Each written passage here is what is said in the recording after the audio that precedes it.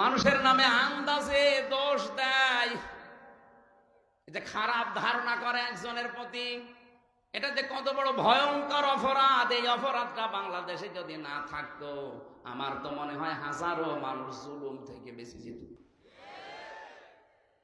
আমার জীবনে যে 3টা বছর কেটে গেল জেলখানায়, আমারও তো ধারণার উপরে, কিচ্ছু জানি না ও বিষয়ে, আন্দাজে বলছে তুমি এটা করতে পারো, তোমার কথা শুনে এরকম করেছে, এই ধারণা করে আমার আপনি খাটালেন, অথচ আমি কিছুই জানি না ও বিষয়ে।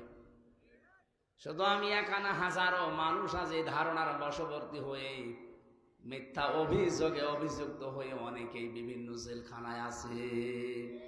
জায়গা নিয়ে মারামারি ছিল, গন্ডগোল ছিল, এখন আর পেরে উঠছে না, করবে কি? 4 বছরের নাতি দিয়ে এর নামে ধর্ষণের মামলা দিয়ে জেল খাটাচ্ছে 7 বছর।